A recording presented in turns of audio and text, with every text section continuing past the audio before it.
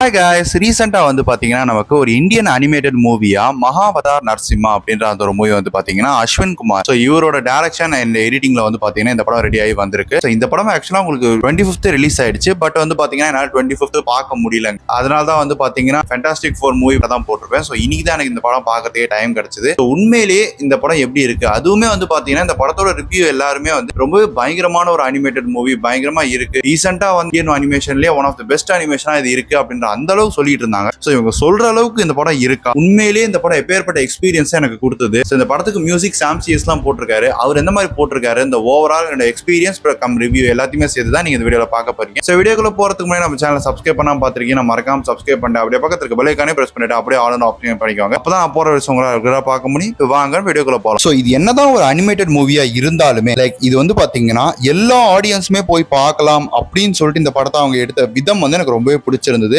ஏன்னா maximum animation மூவிலாம் வந்து பாத்தீங்கன்னா கிட்ஸுக்கான மூவியா தான் இருக்கும். ஆனா இந்த மூவி வந்து பாத்தீங்கன்னா கிட்ஸும் பார்க்கலாம், அதே செகண்ட்ல வந்து பாத்தீங்கன்னா நீங்க பெரியவங்களா இருந்தாலுமே நீங்களுமே இந்த படம் பார்க்கலாம். இப்போ வரக்கூடிய கிட்ஸ் எல்லாருக்குமே நம்ம புராண கதைகளை பத்தி தெரிஞ்சுக்கணும் அப்படின்னு சொல்லிட்டு இருக்குன்னா நீங்க தாராளமா இந்த படத்தை கொண்டு போய் காமிச்சு அவங்க இந்த படத்துக்கு கூட்டிட்டு போய் அவங்களுக்கு வந்து பாத்தீங்கன்னா உண்மையிலே நரசிம்மர் யாரு, வராக அவதாரம் யாரு அப்படின்றது எல்லாத்தையுமே வந்து பாத்தீங்கன்னா அவங்க தெளிவா சொல்லியிருக்காங்க. அது மூலியமா அவங்களுக்கு புரிய வைக்கலாம். சோ அந்த ஒரு விஷயத்துல வந்து பாத்தீங்கன்னா ஒரு பெஸ்ட் அட்டெம்ப்டா தான் எனக்கு இந்த படம் தெரியுது. சோ இது அனிமேஷனா இருந்தாலுமே படத்தோட ஸ்டார்டிங்ல இருந்து எண்டு வரைக்குமே ஒரு டாப் நாச்சான அனிமேஷன் ஃபீலை நான் கண்டிப்பா கொடுத்திருக்காங்க. சோ மேக்ஸிமம் இந்தியன் அனிமேஷன்ஸ்ல வந்து பாத்தீங்கன்னா நம்ம இந்த அளவுக்கு தாங்க எக்ஸ்பெக்ட் பண்ண முடியும். பட் எந்த அளவுக்கு இந்தியன் அனிமேஷன்ஸ் அவங்க வந்து டாப் நாச்ல கொடுப்பாங்களோ அந்த அளவுக்கு தான் கண்டிப்பா அதை கொடுத்திருக்காங்க. அதுலயுமே முக்கியமா வந்து பாத்தீங்கன்னா இந்த நரசிம்ம அவதாரம் வரக்கூடிய அந்த சீக்வன்ஸ்லாம் வந்து பாத்தீங்கன்னா அல்டிமேட்டுங்க. அதுல வந்து பாத்தீங்கன்னா பேக்ரவுண்ட் ஸ்கோருமே அல்டிமேட்டா, அதை பத்தி நான் தனியா சொல்றேன். பட் ஆனா வந்து பாத்தீங்கன்னா அந்த சீக்வன்ஸை இவங்க அனிமேஷனா பண்ண விதம் வந்து பாத்தீங்கன்னா சம பயங்கரமா இருந்துச்சு. அதோட அந்த ஸ்டேஜிங்குமே கரெக்டா இருந்துச்சு. இந்த இடத்துல வந்து பாத்தீங்கன்னா கரெக்டா ஆடியன்ஸை வந்து நம்ம வந்து டெம்ப் ஏத்தி விட்டா கரெக்டா இருக்கும் அப்படின்னு சொல்லிட்டு கரெக்டா பார்த்து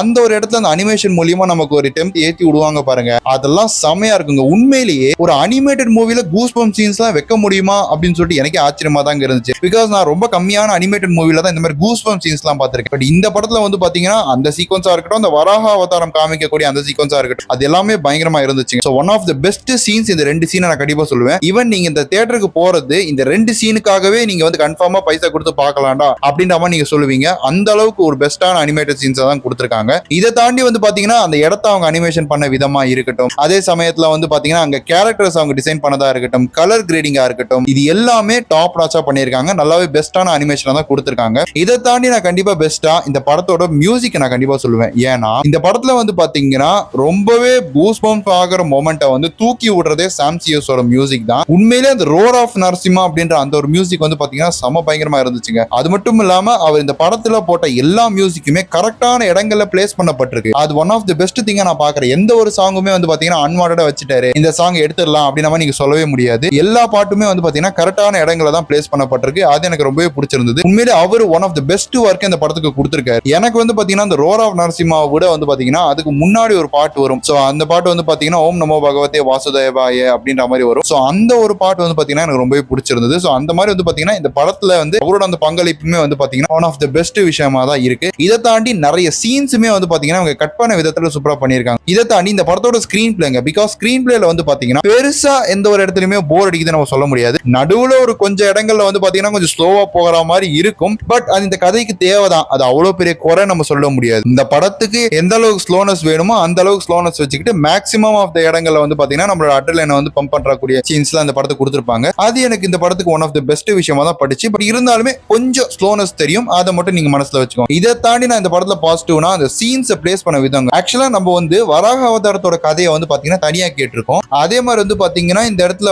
நரசிம்ம அவதாரத்தோட கதையை தனியா கேட்டிருப்போம். ஆக்சுவலா அந்த ரெண்டு கதையுமே இன்டர்லிங்க் கதை தான், நம்ம இல்லைன்னு சொல்ல முடியாது. ஆனா அந்த இன்டர்லிங்க் கதையை வந்து பாத்தீங்கன்னா கரெக்டா கோர்வையா ஒரே படத்துல நமக்கு கொண்டு வந்த விதம் இருக்கு பாருங்க. அது எனக்கு இந்த படத்துல ரொம்ப பிடிச்சிருந்தது நான் கண்டிப்பா சொல்லுவேன். இதை தாண்டி நான் சொல்லணும்னா ஒரு சில சீன்ஸுமே சூப்பரா வச்சிருக்காங்க. முக்கியமா வந்து பாத்தீங்கன்னா பிரகலாதனா அவங்க சித்திரவதை படுத்தும் போது அந்த ஒரு சீக்வன்ஸுமே என்னதான் வந்து பாத்தீங்கன்னா அவர் ஒரு இடத்துலயுமே அவர் வந்து விஷ்ணு வந்து அவரை காப்பாத்துறாரு நம்ம சொன்னாலுமே அந்த ஒரு சீன் வரும்போது எமோஷனலா காமிச்ச விதம் வந்து நல்லாவே இருந்துச்சு. அதுலயுமே முக்கியமா வந்து பாத்தீங்கன்னா என்னால உன்னை பார்க்கவே முடியாதா அப்படின்னு சொல்லிட்டு அவர் விஷ்ணுவை பார்த்து ஆடக்கூடிய அந்த ஒரு சீக்வன்ஸ் இருக்கும். அந்த சீக்வன்ஸ்லாம் வந்து பாத்தீங்கன்னா உண்மையிலேயே வந்து பாத்தீங்கன்னா கண்டிப்பா கண் கலங்கிடுவீங்க. அந்த மாதிரி ஒரு சீக்வன்ஸ் வந்து இந்த படத்தை கொடுத்திருக்காங்க. ஒரு எமோஷனலாவுமே இந்த படத்தை நல்லா ஹேண்டில் பண்ணியிருக்காங்க நான் கண்டிப்பா சொல்லுவேன். சோ இவ்வளவு பாசிட்டிவ்ஸ் இருக்கு இந்த படத்தை. அனிமேஷன் நல்லா இருக்கு, டெக்னிக்கல் ஆஸ்பெக்ட்ஸ்ல மியூசிக் நல்லா இருக்கு, background score, colour grading, art work எல்லாமே நல்லா இருக்கு. இந்த படத்துல ஏதாவது குறை இருக்கா அப்படின்னு சொல்லிட்டு கேட்டீங்கன்னா என்ன பொறுத்த வரைக்கும் எனக்கு இந்த படத்துல பெருசா எந்த குறையுமே தெரியல. ஒருவேளை ஒரு சில பேருக்கு வந்து பாத்தீங்கன்னா அந்த ஸ்லோனஸ் அப்படின்ற ஒரு விஷயம் வந்து ஒரு சில இடங்கள்ல தெரியலாம். அதுலயுமே முக்கியமா வந்து பாத்தீங்கன்னா